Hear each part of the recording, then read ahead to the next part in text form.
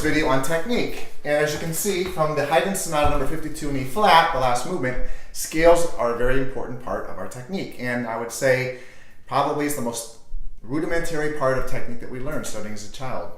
Practicing scales, first and 5 figure patterns, up and down 4 octaves, fast, slow, triplets, all kinds of patterns.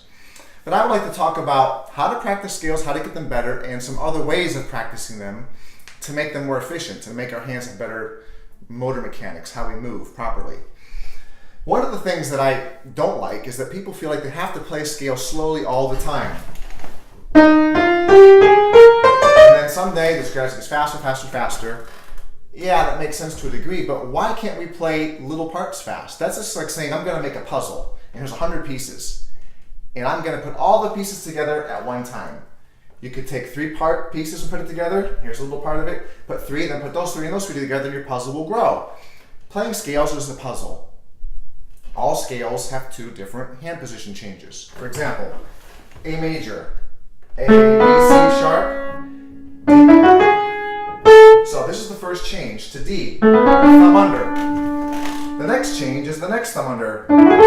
So anybody can go fast. Anybody can do this fast. But we have to get from here and then here. So always practicing slowly. People say, well, I have good hand mechanics, my fingers look good, I'm practicing slow. But watch me show you how to play it slowly, badly. So, see, I did it slow, I did all the notes right. What are you going to say? Why not play 2 or 3 or 4 notes fast and then piece it together?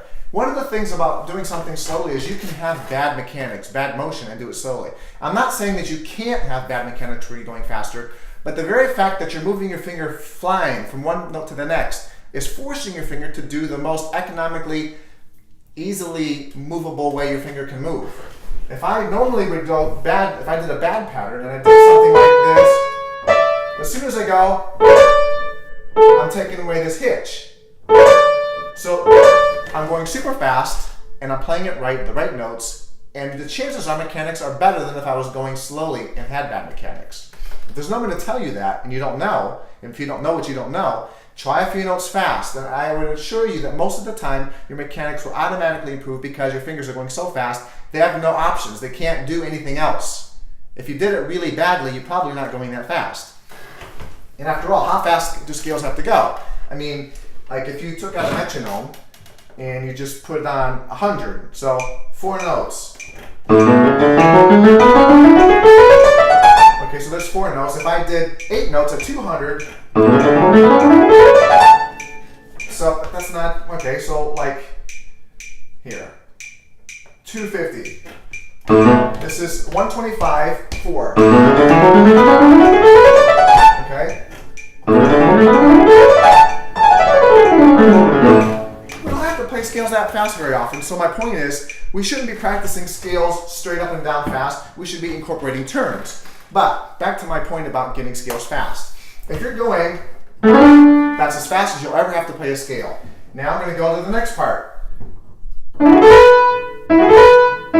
So practice the turnarounds. Do the note 1 or 2 notes before the hand position change and 1 or 2 or 3 notes after it. And you're just going to do those notes. Obviously, it's going to be harder than if you just did this. So we're going to go.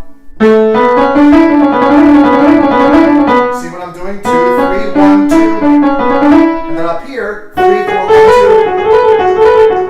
2. It's awkward. But if you do it quickly and light, a leggero touch, we're not. That hammering it out makes it difficult to go fast. So what you do is you do a lighter touch.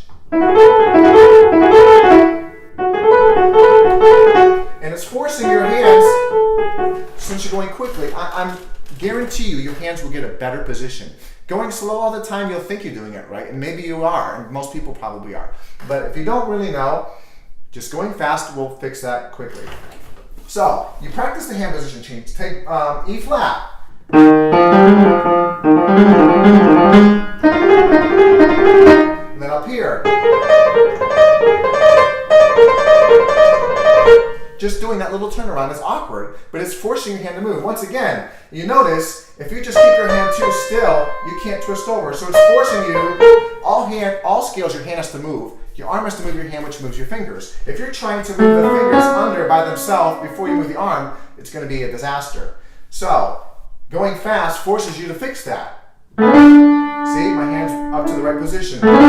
Same thing here. If I go, then you can play 1 octave fast. That will help you as well. About the groups, you can play 4 notes. 1, 2, 3, 4, 1, 2, 3, 4, 1, 2, 3. Then some people do triplets or 6s. Then 8. 1, 2, 3.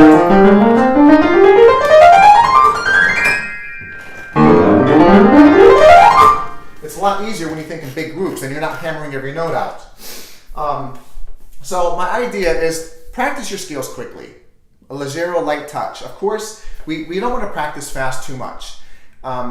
Playing the piano fast is just like any other sport. You're using muscles, you're coordinating yourself, and doing 100% or 95% of your top speed all the time in anything in piano is just like weightlifters. Weightlifters and runners don't do 100% very often because it tires your muscles out, your central nervous system gets worn out, you injure yourself, you get sloppy, like in the piano, you start missing notes. So I would suggest you practice a lot at like 70, 85%. So let's just say that you could do your scales at 200. So 20% is 10%, so go down to about 150. And just, see, that's a lot easier. And you can do much more musical things. You can get soft and loud, staccatos, every other different patterns, different groups. You can practice more finger, more wrist. If you're going slower, you can do a lot more things. Playing at 100%, you don't have to do that much. Once you can do it, once you can go 200, do it once every couple days or every day, but just don't do it after hours and hours because you're just going to make mistakes. Another thing about scales that people don't realize is our fingers, all of us that you know, everybody that you meet, most of us have about the same finger speed tap, 6, 7, 8 times a second, which by the way is never done in a scale. There are no scales where you're playing your finger 6 times a second. Maybe in a trill you're doing 3 to 4 times a second, but in a scale, we're going much slower than our fingers can possibly go, which means we're not getting faster fingers to get better scales, we're getting more coordinated. We're letting our fingers and our wrists move in a more coordinated fashion so things get simpler. So our fingers aren't getting faster. It's different than octave technique, which is a whole different thing. It's more reflexes than fingers. But anyway, about my technique and my scales, the bottom line, practice fast for short bursts, lighter. Practice the turnarounds in your scales. Get practicing turning around where the hand position changes are. Practice your scales up and down the piano in different groups, 3 notes, 4, 6, 8. And if you have any ideas for me or if you have any comments, please tell me and I'll make another video soon. Thank you.